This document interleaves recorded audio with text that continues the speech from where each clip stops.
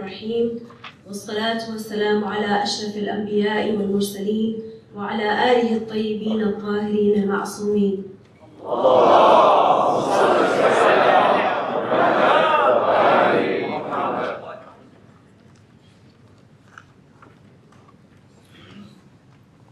أما بعد، فقد قال الله سبحانه وتعالى في كتابه الكريم وفرقانه المجيد: بسم الله الرحمن الرحيم وما خلقت الجن والإنس إلا ليعبدون. صدق الله العلي العظيم. Respected scholars, sisters and brothers, Assalamu alaikum wa rahmatullahi wa barakatuh. Okay, the topic I've been given to speak about is man as, or human, as the servant of Allah subhanahu wa ta'ala, and to explore that relationship within man and in the Islamic tradition. Now, the common translation of the verse that I just recited was, I've only created jinn and men that they may worship me or that they may serve me, and it's from that ya'budun. Now, Arabic as a language is so rich that one word can encompass a lot of meaning. So that abada is loaded with meaning, that root word. But in English, it's limited to either worship or servitude, etc. So I'd just like to explore that because it puts that question in our mind when we see this ayah. Does it mean that there's no other purpose to my existence here other than worshipping Allah? That's what comes to mind. So if we look at the root word, abada, from there you can either have ibadah or ubudiyya, and they're both two sides of the same coin. So ibadah, as we understand it from the Quran and from the teachings of the Ahlul Bayt, is that worship or devotion, the prescribed acts that we have to undertake at prescribed times in a prescribed manner. Okay? It's ibadah as we understand it. Whereas ubudiyya is what we do the rest of the time. So where we're not praying, we're not fasting, we're not, etc., we're not carrying out prescribed acts of worship, what do we do the rest of the time? The rest of the time we're ibadullah, in that we have this ubudiyya, this dependence on Allah subhanahu wa ta'ala. So here, even though in English it's been translated as being slaves of Allah, it's not so much, obviously we are slaves of Allah, but it's more to run away from being enslaved to anything else. We're enslaved to our work, to our cultural fetters, to our material goods, to our children, to everything that's disparaged. And in English, to be a slave of someone is something derogatory. We're constantly told, don't be a slave to your desires, don't hero worship, don't be a slave of anybody's, don't be subjugated by anyone. So it's to run away from that and attach ourselves to Allah subhanahu wa ta'ala, because to be a slave of Allah elevates us. To be a slave of Allah is something that gives us dignity. And indeed, when we look at when Allah subhanahu wa ta'ala calls the Prophet sallallahu alaihi wasallam by his abd, it's a term of endearment. It's something quite elevating. Even when he praises himself in the Quran as having revealed the book to him, he says, Alhamdulillahi alladhi anzala ala abdihi al-kitab. Subhanalladhi asra bi abdihi laylan. So abd here, in this sense, is something very endearing and it's very elevating to be an abd of Allah. So we're not enslaved to anything apart from Allah subhanahu wa ta'ala. But then you'd ask, aren't we all his slaves by default anyway? Even if we're not devoted to him or we don't serve him, everybody, we don't have a choice in how we go about our daily lives. So in that respect, yes, it's true. Allah subhanahu wa ta'ala says in the Quran, إِن كُلُّ مَنْ فِي السَّمَاوَاتِ وَالْأَرْضِ إِلَّا آتَى الرَّحْمَنِ عَبْدًا. Every single thing in the heavens and the earth will come to the All-Merciful as a slave. So, by virtue of the fact that we're created by him, sustained by him, we had no choice in how we were born, to which parents we were born, what our height or hair color or eye color is, our race, our gender, which environment we're born into, what we're like, what our temperament is like. We have no choice in any of that. So we are enslaved, as in we're bound to his parameters, and that we don't have any control in certain things. So, in that respect, we are abd of Allah. Even shaitan is. But this station of ubudiyyah, this high station that the Prophet ﷺ had, is a voluntary ubudiyyah. I choose to be his abd voluntarily and willingly. It's that acknowledgement that I accept, I submit to his will, and I like Allah's parameters. I accept that they are good for me. So that's that state of ubudiyyah that the Prophet had. And it's another level of ubudiyyah. So all of us have that, maybe a partial acknowledgement of that. But what the Prophet had was this acknowledgement that he is his abd by choice. And that's what we've got to work towards, is to be Allah's ibad by choice. So we choose to adore him, to worship him alone, and we're conscious of that. So we're not abd automatically and by default, but rather by choice. And even if you look at Allah's own description of it in the Quran, it's amazingly beautiful. When you read the ayat of Surah Furqan, Allah himself describes Ibad al-Rahman and what they are like. And if you look at each of his descriptions, وَعِبَادُ الرَّحْمَنِ الَّذِينَ يَمْشُونَ عَلَى الْأَرْضِ هَوْنًا وَإِذَا خَاطَبَهُمُ الْجَاهِلُونَ قَالُوا سَلَامًا. All of the descriptions that come, the one thing that underlines each of them is the fact that they're conscious. They're conscious of the fact that they're his ibad, and that's why they behave like that. So it's very clear that they're conscious that they worship him and they're good doers at the same time. They have that ibadah and ubudiyyah at the same time. But if we go back to this ayah, مَا خَلَقْتُ الْجِنَّ وَالْإِنسَ إِلَّا لِيَعْبُدُونَ, one could argue that lots of people don't worship Allah. They refuse to acknowledge that they're his servants. Atheists are a prime example, lots of people. So does this mean that Allah's purpose is not fulfilled? If he says, وَمَا خَلَقْتُ الْجِنَّ وَالْإِنسَ إِلَّا لِيَعْبُدُونَ, but lots of people, there is no ya'budun there. So does that mean his purpose is not fulfilled? And here we have to go back to the Arabic. In that, Allah Tabatabai says that it's not Allah's purpose. Allah doesn't need a purpose. Allah is perfect and complete. He doesn't need an excuse to create us. So the excuse for creation, إِلَّا لِيَعْبُدُونَ, goes back to us. If the purpose was for Allah to be worshipped, Allama says that he would have said, وَمَا خَلَقْتُ الْجِنَّ وَالْإِنسَ إِلَّا لِيَعْبُدُونِي, or إِلَّا لِأُعْبَدْ, that I may be worshipped, or لِأَكُونَ مَعْبُودًا, that I may be worshipped. But it goes back to us, and it's followed, the ayah is followed in Surah Zariyat by the following ayah, which unfortunately doesn't get quoted alongside it. He says, وَمَا أُرِيدُ مِنْهُمْ مِنْ رِزْقٍ وَمَا أُرِيدُ أَن يُطْعِمُونَ. So Allah highlights that. He doesn't need us. He doesn't. Our worship and our ubudiyyah does nothing. It's not for him. It's not his purpose. It's our purpose. And that is the key to us understanding what it means to be a perfect abd of Allah. It's that understanding of what our purpose is in the first place. The purpose for us is to achieve our full potential. That's what it means. That's what Allah wants from us. And ibadah or ubudiyyah is the vehicle towards that. He's put it there in order for us to be able to achieve our purpose. It's not Allah's purpose. And unfortunately, most of us only have a partial acknowledgement of that. So, as outlined in the synopsis of the lecture, how can I, as the person living in a predominantly Western society, how can I become a perfect abd of Allah? What do we need to do? I feel that one of the major issues that we face in the West is that now when I say two types of Muslims, it's kind of a broad spectrum. Obviously, you can't generalize like that.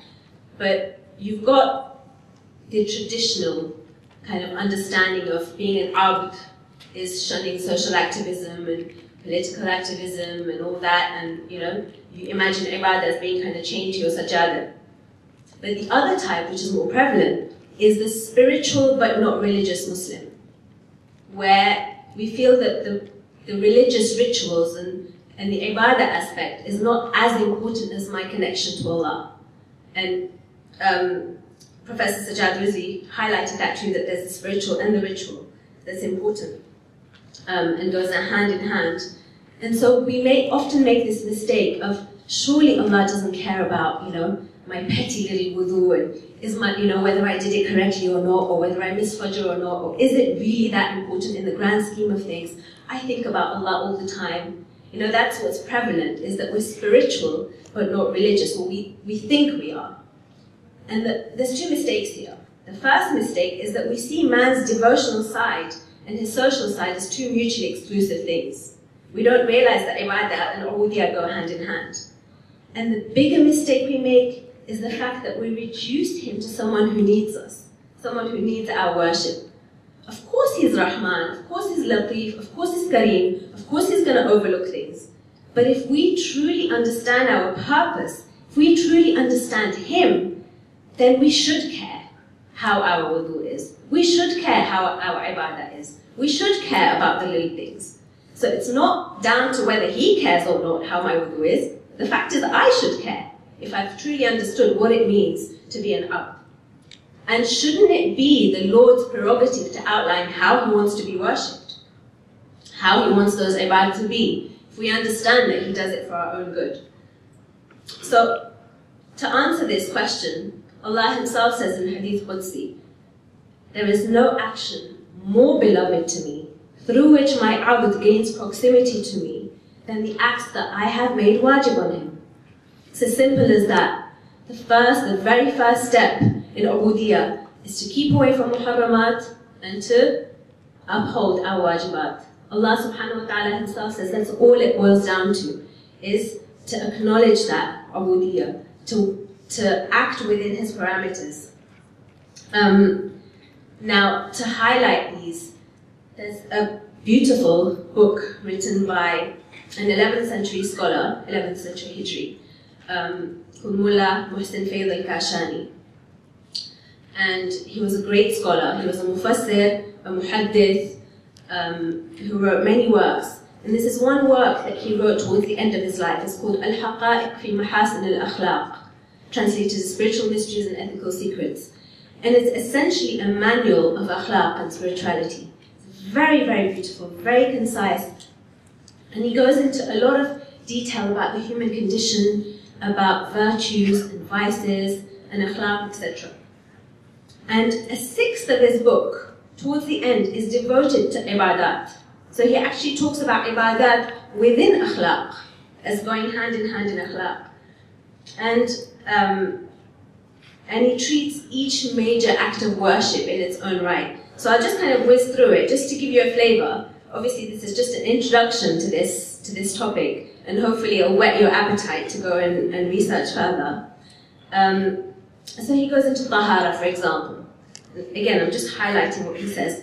So in tahara, he quotes beautiful hadith, explaining the significance of wudu, the significance of ghusl, how cleaning ourselves outwardly takes us closer to him, and the spiritual, how they're spiritual vehicles in their own selves. Then his section on salat and dhikr focuses especially on how Allah disparages those who are absent-minded in their prayer. How hudur al-qalb, presence of the heart, and khushu' are the most important things. And he talks about people forgetting to remember him. He goes into the 6 inner meanings of the prayer. And he goes into each aspect of the prayer, from the clothing, to facing Qibla, to each individual action and what they mean. Then in a section on recitation of the Quran, he quotes various ahadith and talks about how to personalize the Quran, the personalizing of the experience of reciting Quran to oneself. In the section of zakat, or charity, he distinguishes between what zakat as a duty is and zakat as a charity and a purification of our body is. The benefits that giving zakat has on the giver, and how to be a recipient, how to actually graciously be a recipient of charity. So he even talks about that. In Psalm, he goes into the various layers of fasting and the spiritual benefits of fasting. And the Hajj section is ideal and essential reading for whoever's going on the journey, because he very succinctly breaks down all the manasik of Hajj and their significance and showcases the spiritual essence of the Hajj. But I'd say out of all of these chapters, all of these subsections on ibadat, the one that basically sums everything up and takes us to the answer of how to be a perfect abd is his section on niyyah and intention. Because all of them have the same thread running through it, and it boils down to one thing. How your sincerity or how niyyah is the most important thing in your being an abd. And he talks about how Allah Himself kind of guides our worship by giving us threats of adab or giving us promises of Jannah. But how the niyyah, when it's purified and is solely for Allah, which comes out of understanding, is the best one. But he talks about how each of those is acceptable. It's fine to be an abd of Allah and simply show up for duty, for salah. Whether you're doing it, for fear of the hellfire, or whether you're doing it for Jannah, or whatever, there are different levels in people's niyyah, and it's a progression. Just because you're not there immediately, just because your niyyah is not sincerely and you've recognized Allah, does not mean that you don't perform that. That we do not undermine our acts of worship, because Allah Himself gives different motivations in the Quran. For some people, the threat of fire works fine. For some people, the promise of Jannah works fine. And for others, it's recognizing Him, which is obviously the ultimate. So he talks about how each niyyah is important in its own right. And he quotes this famous saying of Imam Ali alayhi salam, إلهي ما عبدتك خوفا من نارك ولا طمعا في جنتك لكن وجدتك أهلا للعبادة فعبدتك. My Lord, I have not worshipped you out of fear of your hellfire, nor desire for your Jannah. Rather, I found you worthy of worship, and so I worshipped you. And it's simply that. Perfect ibadah or ubudiyah is to understand Allah and to want to be there. For every salah, it's to actually make a mental note. Ya Allah, I want to be here. There is nowhere else I would rather be. Not the kitchen, not with my children, not at work, not in my studies or in my books. This is where I want to be, and I embrace that. And I accept that, and I accept your parameters in my life. And that's what it boils down to be a perfect servant of Allah and truly embody the spirit of Islam. To understand that every single act of ibadah, every single law is for my own benefit. And here, you could bring in a crude example of the relationship between a parent and a child, even though it's incomparable. The parent didn't create the child. There's no, it's not a relationship of ibadah and ubudiyah like we have with Allah. But if we look at how I as a parent, when I tell my son to clean his room, or eat the healthy stuff on his plate, or to do his homework, it's not for my own benefit. And I always tell him that. You eating stuff on your plate is not going to make me stronger, or you doing your homework is not going to make me any cleverer.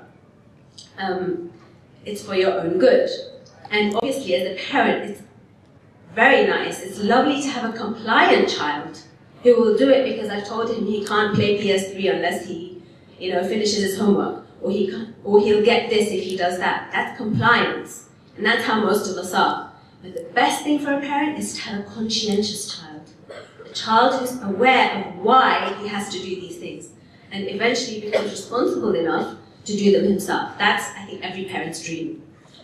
And that's, translating it into our relationship with Allah, even though that was quite a crude example, is that Allah wants us to be conscientious ibad, eventually. To understand and to worship out of choice, to be His abd and out of choice and voluntarily. Inshallah, may Allah inspire us to be among His ibad al-Rahman and to get closer to Him, inshallah, through our ibadah and ubudiyah. Assalamu alaikum wa rahmatullahi wa barakatuh.